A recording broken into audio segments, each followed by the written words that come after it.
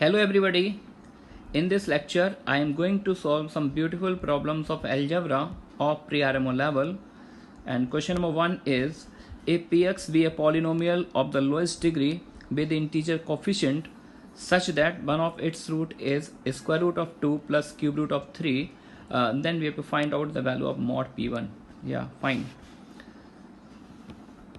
तो क्वेश्चन में यार ये बोला है कि अपने को एक ऐसा पॉलिनोमियल बनाना है जिसके सारे coefficient, first of all polynomial की degree should be least and the second constant is all coefficient must be integer and one of root is this. Okay, तो मैंने क्या काम किया है, इस रूट को x कॉल किया, x equals to root 2 plus cube root of 3.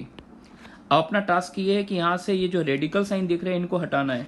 तो एक इजी अप्रोच ये हो सकती है कि रूट 2 को मैंने लेफ्ट हैंड साइड में शिफ्ट कर लिया, x minus root 2 equals to cube root of 3, है ना. अब अगला टास्क ये है कि यहाँ से क्यूब रूट को हटाना है, तो इसका क्यूब ले लिया, taking cube on both sides we can write x minus root 2 का whole cube is equals to 3. अब इसको ओपन कर लेते हैं. This becomes what, x cube minus 3x square into root 2 plus next term क्या आएगा 3c2 into x into root 2 का square, that becomes 6x I hope, और माइनस आएगा b Q, minus b q means minus 2 root 2, और right side में आपका 3 आ जाएगा. Is that okay? तो यहाँ से एक पॉलिनोमियल तो बन रहा है अपने पास, लेकिन फाइट यार ये कि सेकंड कंस्टेंट देखिए, एक पॉलिनोमियल के सारे कोफिशिएंट इंटीजर चाहिए, लेकिन यहाँ पर एक रूट 2 आ रहा है, यहाँ पर भी एक रूट 2 आ रहा है, तो ये प्रॉब्लम क्रिएट कर रहा है. इट मीन्स अभी प्रोसेस कंप्लीट नहीं हुई, एक बार और कुछ सेटिंग बनाते हैं. X cube plus 6x minus 3 को मैंने लेफ्ट हैंड साइड में शिफ्ट कर लिया, और जिन दो टर्म से मुझे प्रॉब्लम थी मैंने उनको राइट में शिफ्ट कर दिया और रूट 2 कॉमन ले लिया, समथिंग लाइक दैट. अब शायद आप समझ रहे होंगे मैं नेक्स्ट स्टेप क्या करने वाला हूँ. मेरे को इस रूट 2 को हटाना है, टेकिंग स्क्वायर. ये ध्यान रखना है कि हम पावर 4 भी कर सकते हैं, लेकिन degree should be minimum. Is that okay?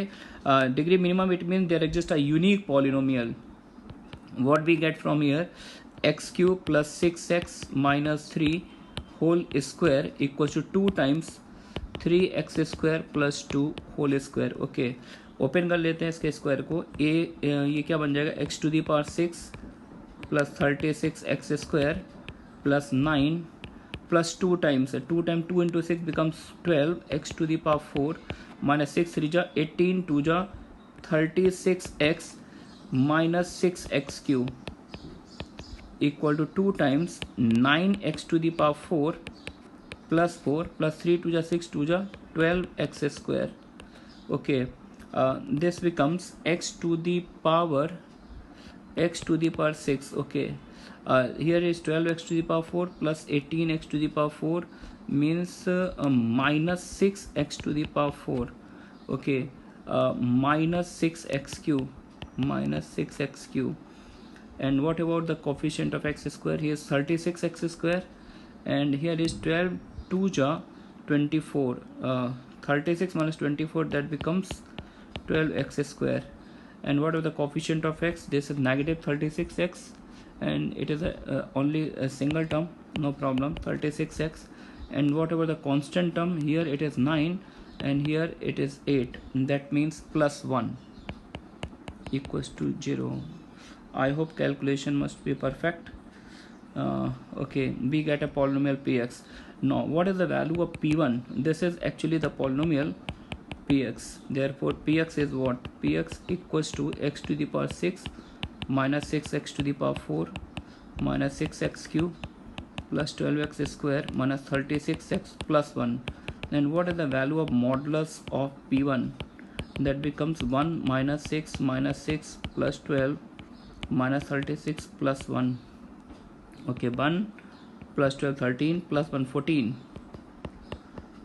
14 minus 6 plus 6 12 and plus 36. 12 plus 36 means 48. Okay, what is the answer? 34 obviously. Okay, now move to the next question. In this problem we are given in a form both man and woman were working. Exactly 1/3 of the staff brought one child each. One day each male employee planted 13 trees and each woman employee planted 10 trees and each child planted 6 trees. Okay, a total of 159 trees were planted on that day and we have to find the number of women employees were working on that day in the form. Okay, so let us suppose that number of let x and y represents the number of men workers and women workers respectively. Okay, because we are given that the number of children, where it is written is 13 trees in which, okay, 1/3, yeah, in the first line, exactly 1/3 of the straw brought one child each. Okay, and therefore the number of children is what, and total number of male plus female is what, x plus y, and therefore the number of children is what, 1/3 of x plus y.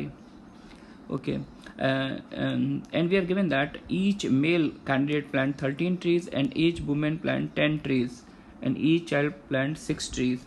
Therefore number of trees to be planted on that particular day, number of trees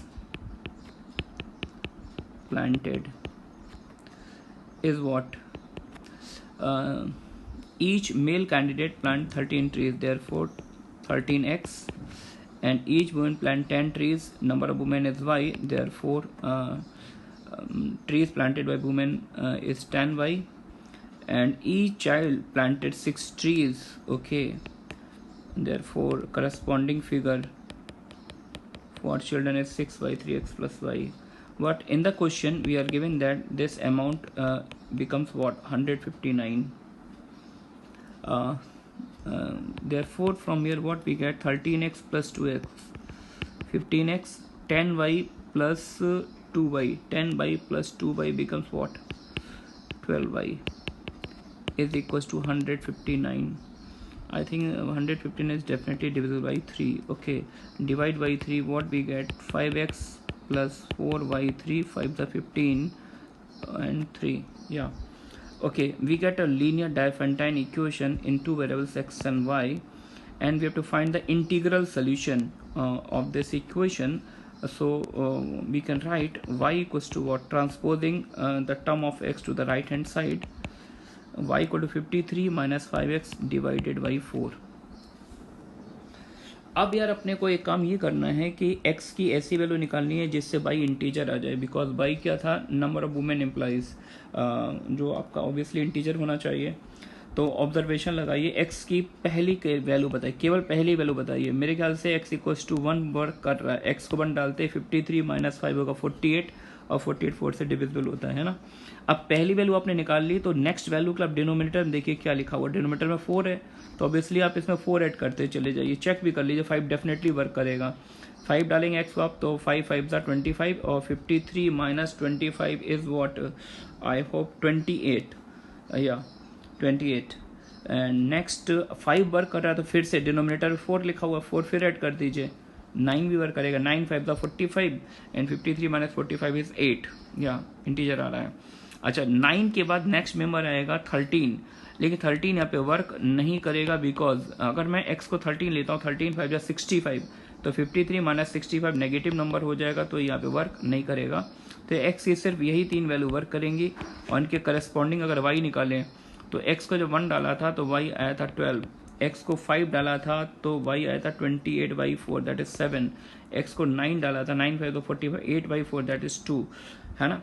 तो यहाँ से मेरे को 3 order pair मिल रहे x और y में, 1 12 5 7 9 2, है ना. लेकिन यहाँ पर अभी क्वेश्चन में एक ब्यूटी और बची है कि आप हमें डिसाइड करना है इनमें से कौन सा सोल्यूशन है, बिकॉज उन्होंने पूछा था नंबर ऑफ वुमेन एम्प्लॉइज, तो ऑब्वियसली सोल्यूशन यूनिक आना चाहिए. तो अब ये डिसाइड करना है इनमें से, इन 3 में से कौन सा ऑर्डर पेयर अपने क्वेश्चन का सोल्यूशन है. तो यहाँ पर ये देखिएगा कि नंबर ऑफ चिल्ड्रन जो है 1/3 इंटू एक्स प्लस वाई है, और जो क्या होना चाहिए, एक नेचुरल नंबर. तो ये देखना पड़ेगा x प्लस वाई अपॉन 3 किस केस में इंटीजर आ रहा है, पहले में तो नहीं आ रहा ऑब्वियसली, 13/3 नॉट एन इंटीजर। 7 + 5 12 या ये वर्क कर रहा है, और 9 + 2 11/3 ये भी इंटीजर नहीं है। Since x plus y upon 3 must be a natural number, therefore the only solution is what 5,7। It means that, इसका मतलब ये हो गया उस पर्टिकुलर डे मेल वर्कर्स कितने 5 और फीमेल वर्कर्स कितने 7। Therefore number of women employees, number of women employees is 7. Okay, move to the next question. Find the number of integer solutions of this equation, integral part of x upon 100, उसके अंदर फिर से एक integral part है x upon 100 is equals to 5। चलिए solve करते हैं इसको। देखिए इसको सॉल्व करना है तो integral part of x upon 100 into integral part of x upon 100 is equal to 5। अब इंटीग्रल पार्ट वाले क्वेश्चन को सॉल्व करने का हम ये इस तरह से अटैक करते हैं कि ये क्वांटिटी इंटीजर बननी चाहिए। कुछ ऐसे सोचेंगे कि x अपॉन 100 कब इंटीजर बनेगा, किस तरह से हम केसेस डिज़ाइन करेंगे, ये इंपॉर्टेंट है। तो अपने को पता है कि अगर इंटीग्रल पार्ट के अंदर नंबर 0 से 1 होता है तो इंटीग्रल पार्ट 0 होता है। अगर इंटीग्रल पार्ट के अंदर नंबर 1 से 2 है तो 1 आएगा, 2 से 3 है तो 2 आएगा, समथिंग लाइक दैट। सो मैंने केस बनाया, केस फर्स्ट, इफ x जो है x आपका 0 से 100 के बीच में है, 0 से 100 के बीच में है ना, तो उस केस में क्या जाएगा आपका। अच्छा, एक तो बात ऑब्वियस है, x नेगेटिव नहीं हो सकता, क्योंकि x अगर नेगेटिव लेंगे तो उसका इंटीग्रल पार्ट भी नेगेटिव आएगा, जबकि राइट हैंड साइड पॉजिटिव है, तो 0 से ही हमें स्टार्ट लेना है। अगर x 0 से 100 है, इट मीन दैट अगर 100 से डिवाइड दे दिया जाए तो x अपॉन 100 का इंटीग्रल, x अपॉन 100 जो 0 से 1 लाई करेगा, x अपॉन 100 0 से 1 है तो बॉक्स ऑफ x अपॉन 100 की वैल्यू क्या आ जाएगी 0। सही है क्या? इसको पेरेंट इक्वेशन में मैंने 1 डाल दिया, देयरफॉर 1 इम्प्लाइज 1 क्या बन जाएगा, ये 0 बन जाएगा, तो इसका लेफ्ट हैंड साइड क्या बन जाएगा, x upon 100 into 0 equals to 5। ये तो यार मीनिंगलेस हो गया, या लिख दीजिए नॉट अलाउड, ये अलाउड नहीं है, not allowed, not a solution, ठीक है ना। तो 0 से 100 के बीच तो अपने को कोई सोल्यूशन नहीं मिला। मूव करते हैं नेक्स्ट केस में। अगर x 100 से 200 के बीच में है, अगर x 100 से 200 के बीच में है तो x अपॉन 100 ऑब्वियसली 1 से 2 के बीच में होगा, और x अपॉन 100 1 से 2 के बीच में, then what is the value of box of x upon 100, definitely its value is 1। चलिए फिर से पेरेंट इक्वेशन में चलते हैं, देयरफॉर 1 विल इम्प्लाई, तो अंदर वाला ये जो बॉक्स है इसकी वैल्यू पुट कर दीजिए आप, तो x upon 100 into 1 equals to 5 है ना।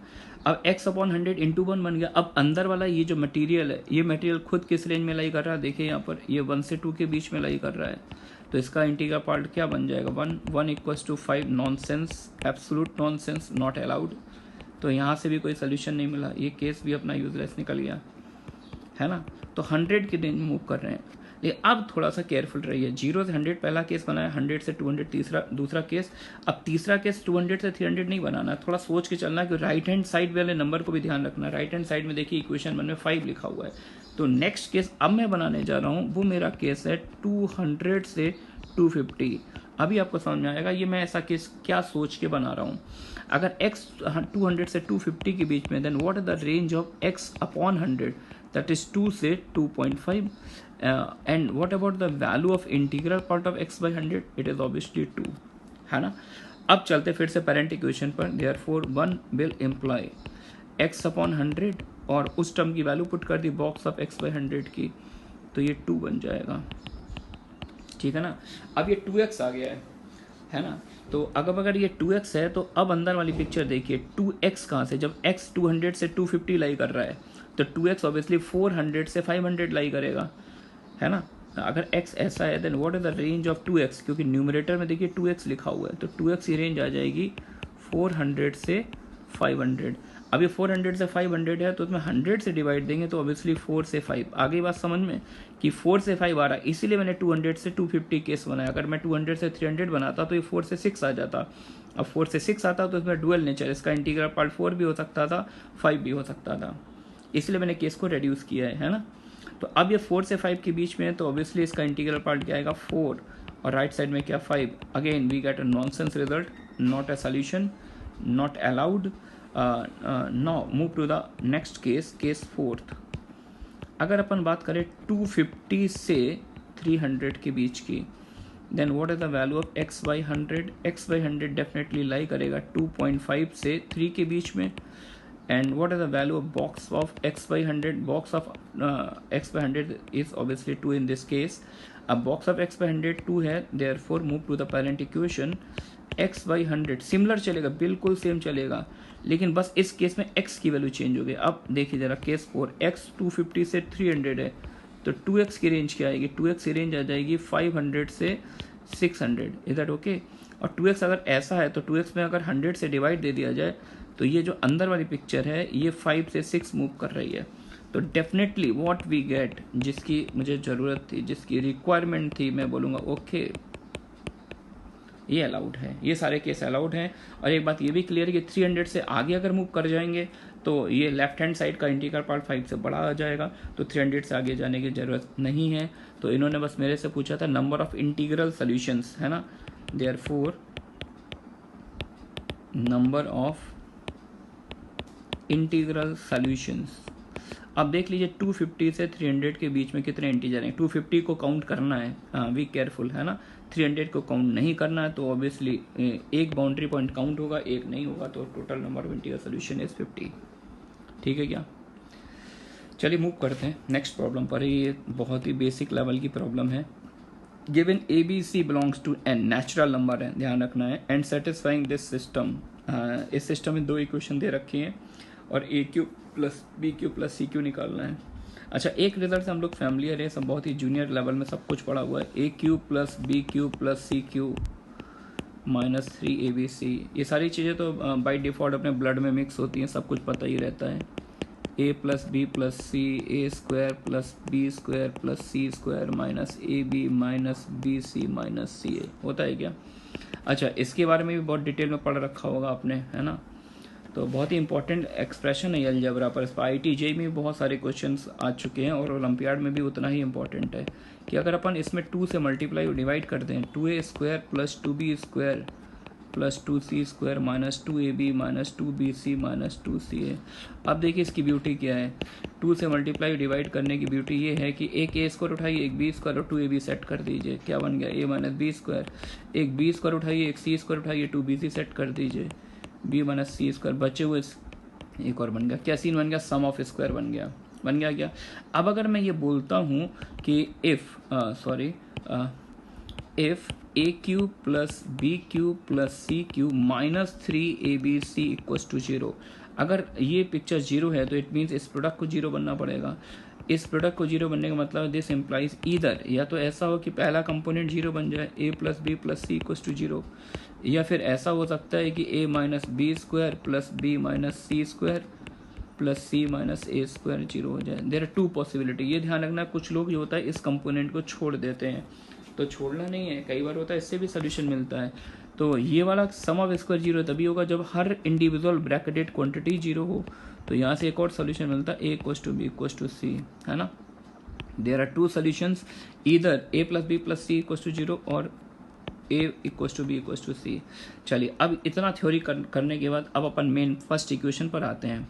तो देखिए फर्स्ट इक्वेशन में यहाँ पर minus b Q minus c cube लिखा हुआ, बट नो प्रॉब्लम, इसको मैं कुछ ऐसे लिख सकता हूँ यार, माइनस बी का होल क्यू और माइनस सी का whole cube minus 3a into minus B into minus C. बोलो यार, क्या वही फॉर्म बन गई? बस b का रोल माइनस बी कर रहा है और c का रोल माइनस सी कर रहा है. अब इसमें सीधा कंसेप्ट लगा दीजिए, अगर ये 0 होता है तो first component either a plus B plus C equals to 0 है, तो ऐसा होगा, या फिर a equals to minus B equals to minus C. ठीक है ना. लेकिन ये जो सेकंड पॉसिबिलिटी है ये यहाँ पर रूल्ड आउट हो जाएगी, because reason is what, a B c सारे के सारे क्या चाहिए? Natural number, positive integer. अगर बी 2 है तो ऑब्वियसली यार a माइनस 2 हो जाएगा, तो सारे के सारे पॉजिटिव हो नहीं सकते, इसलिए सेकंड कंपोनेंट से हमें यहाँ पर कोई सोल्यूशन नहीं मिल रहा है. जो भी कुछ मिलना फर्स्ट से ही मिलना, यानी फर्स्ट से हमारे पास एक रिलेशन आ गया, A equals to what, B plus C. अब इस रिलेशन को उठाकर अपन सेकंड इक्वेशन में जो अनटच इक्वेशन है उसमें यूज कर लेते हैं। Since in the second equation what we have given A square equals to 2 times B plus C, बस ए उठा के यहाँ पर अप्लाई कर दीजिए। तो B plus C whole square equals to 2 times B plus C, then again we get two possibility, इधर B plus C equals to 0 और B plus C equals to 2। लेकिन ये भी पॉसिबिलिटी यहाँ से रूल आउट हो गई, बिकॉज बी और सी क्या है, नेचुरल नंबर है, since B and C belongs to natural, है ना, तो ये कैंसिल हो गई। अब सिर्फ एक ही पॉसिबिलिटी बचती, बी प्लस सी 2 हो, लेकिन बी और सी नेचुरल नंबर है, therefore this equation has a unique solution, b equals to c equals to 1। और बी और सी अगर 1 है ना, तो ए की वैल्यू आप यहाँ से निकाल सकते हैं, है ना, A is what, A equals to 2। Finally, we get a unique solution of the system A2, B1, C1। और मैंने आपसे एक बहुत ही सिंपल सी चीज़ पूछी थी, बहुत ही बेसिक लेवल, ऑर्डिनरी लेवल का क्वेश्चन था, 2 का whole cube 8 + 1 + 1 that comes out to be 10। Perfect है क्वेश्चन प्री आरएमओ के लिए, ठीक है ना। नेक्स्ट क्वेश्चन पे मूव करते हैं। हाँ, ये एक अच्छी प्रॉब्लम है, नियर अबाउट आप मान के चलिए 5 मार्क्स वाले सेक्शन में आने लायक प्रॉब्लम है, बहुत ही अच्छी प्रॉब्लम। Sn एक सम दिया हुआ sigma k varying from 1 to n k upon 2n minus 2k plus 1 into 2n minus k plus 1, और Tn एक हार्मोनिक सीरीज दे रखी है 1/k, k varying from 1 to n sigma 1/k, और Tn upon Sn, मतलब दोनों सम को connect करना है, Sn और Tn दोनों के बीच कनेक्शन आपको इस्टेब्लिश करना है। चलिए स्टार्ट करते हैं। अच्छा, इस तरह का जब सीन गिवन होता है तो जनरली हम पार्शियल फ्रैक्शन यूज़ करते हैं, है ना, एक डिफरेंस फॉर्म क्रिएट की जाती है, तो थोड़ा सा केयरफुली देखिएगा। क्या इस सम को मैं कुछ इस तरह से फ्रैक्शन की फॉर्म में लिख सकता हूँ, something like that, 1/2n minus 2k plus 1 minus 2n minus k plus 1। Okay, take it easy, आराम से देखिए। आप एलसीएम लेंगे तो ये जो लेफ्ट हैंड साइड वाला पार्ट है ये न्यूमरेटर में जाएगा, और ये जो राइट हैंड साइड वाला पार्ट इधर आ जाएगा और ये इधर आएगा, है ना, ये वाला पार्ट मूव कर जाएगा ऊपर। तो दोनों के डिफरेंस से एक के जो न्यूमरेटर में दिख रहा है वो अपीयर हो जाएगा, नीचे दोनों का एलसीएम, है ना, लग रहा है परफेक्ट जा रहा है, बिल्कुल सही है, ठीक है। अब ये जो डिफरेंस फॉर्म बनी है इसको थोड़ा ओपन कीजिए, टर्म्स दिखाई देंगे। के को 1 डालिए, केवल पहली फैमिली एक्सपेंड करिए अभी। के को 1 डालेंगे तो क्या मिलेगा, 1/2n माइनस 1। ओके, के को 1 डाल, के को 2 डाल दीजिए, 2 डालेंगे तो क्या मिल जाएगा, 1/2n minus 3, 1/2n minus 1, 1/2n minus 3 and up to so on.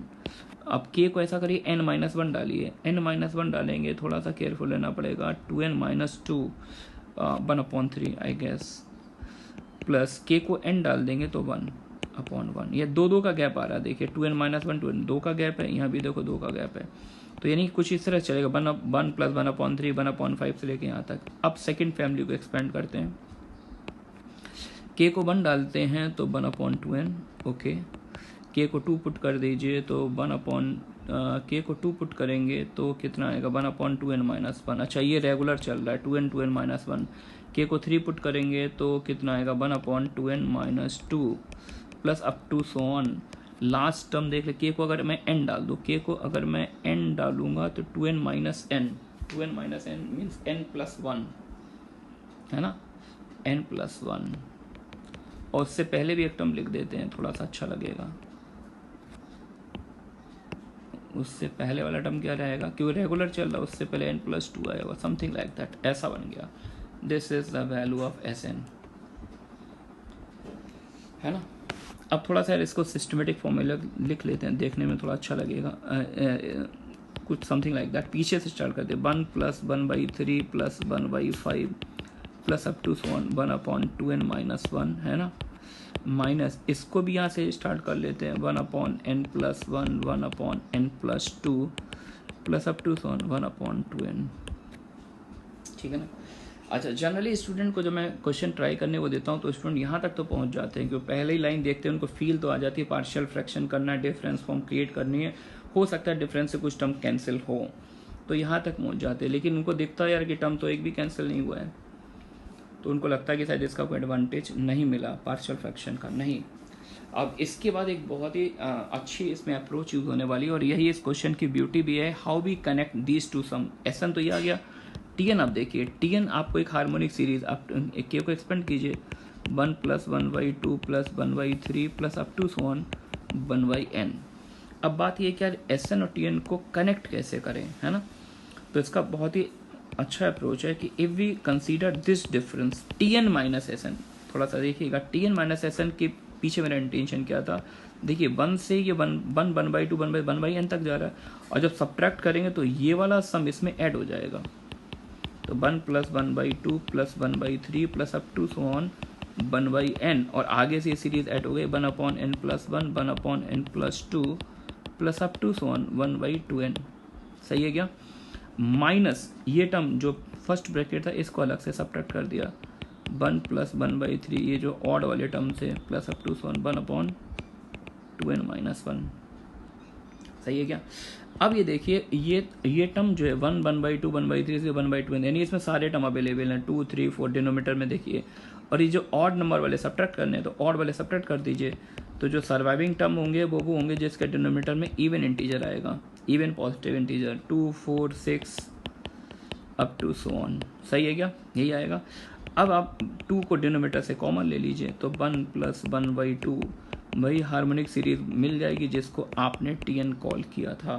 और ये बहुत ही ब्यूटीफुल कनेक्शन यहाँ पर बन चुका है दोनों के बीच में, हाफ टीएन, है ना। This is actually the beauty of this problem.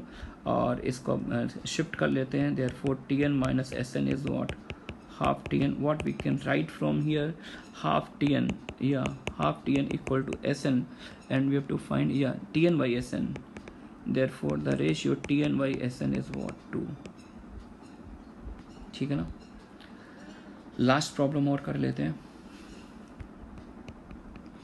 Find the sum of squares of all solutions of this equation, mod of x square minus 4 mod x plus 5 equals to √16 minus 8x plus x square plus 1। ठीक है।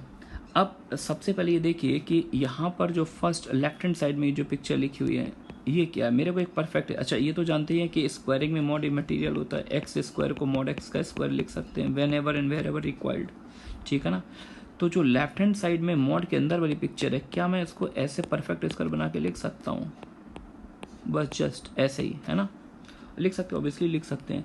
अच्छा अब अगर ऐसे लिख सकते हैं तो ये क्वांटिटी, होल क्वांटिटी ऑलवेज कैसी हुई, पॉजिटिव। अगर ये क्वांटिटी पॉजिटिव है then outer mod is immaterial, है ना। तो ये मॉड तो ऐसे ही हट जाएगा कि आपने पढ़ा है पॉजिटिव नंबर का मॉड पॉजिटिव साइन से और नेगेटिव नंबर का मॉड नेगेटिव साइन से ओपन होता है। फिर रूट के अंदर वाली क्वांटिटी को थोड़ा केयरफुली देखिए, एक परफेक्ट स्क्वायर की फील आ रही है यहाँ पर भी। This becomes the perfect square of x - 4, something like that, है ना। और रूट एक्स स्क्वायर को हमेशा अपन क्या लिखते हैं, mod x, because square root function is whenever defined it is always non negative. तो ये पॉइंट भी ध्यान रखना है ना। तो नेक्स्ट लाइन में भी अपन लिख सकते हैं कि मॉड को हटा दिया मैंने, तो मॉड को हटाया तो मेरे को क्या दिख रहा है, x² - 4 mod x plus 5। Right side में ये परफेक्ट स्क्वायर बन जाएगा, यानी मॉड ऑफ x - 4 + 1, है ना। अब जैसे ये प्रॉब्लम इस फॉर्म में आ गई, अब तो ये बहुत ही एलिमेंट्री एक सिंपल मॉड ब्रेकिंग वाली प्रॉब्लम है ना। पिक्चर में 2 मॉड दिख रहे हैं, एक मॉड x है, एक मॉड ऑफ x - 4 है। तो मॉड x का क्रिटिकल पॉइंट मतलब ये कहाँ पे साइन चेंज करेगा, 0 पर, और मॉड ऑफ x - 4 का क्रिटिकल पॉइंट कहाँ पर है, 4 पर, है ना। तो उन क्रिटिकल पॉइंट को नंबर लाइन पे मार्क कर लीजिए। अब देखिए नंबर लाइन के 3 पार्ट हो गए हैं, है ना। पहला पार्ट क्या है, पहला पार्ट हो गया -∞ से 0, सेकंड पार्ट 0 से 4, तीसरा पार्ट 4 से इन्फिनिटी, है ना। तो इसको इक्वेशन 1 डाल दिया। अब तीनों केस में हम इसको सॉल्व करेंगे जब x -∞ से 0 के बीच में है। तो जब x -∞ से 0 है तो हम दोनों क्रिटिकल पॉइंट के लेफ्ट में हैं, तो दोनों मॉड नेगेटिव से ओपन हो जाएंगे। तो क्या बन जाएगा, मॉड नेगेटिव से ओपन होगा तो x² + 4x + 5, और ये मॉड भी नेगेटिव से ओपन होगा 4 - x + 1। तो देख लेते हैं क्या सीन बन रहा है। अच्छा 4 और 5 ये कैंसिल हो गया, तो x² + 5x = 0। We get 2 values of x, 0 and -5, है ना।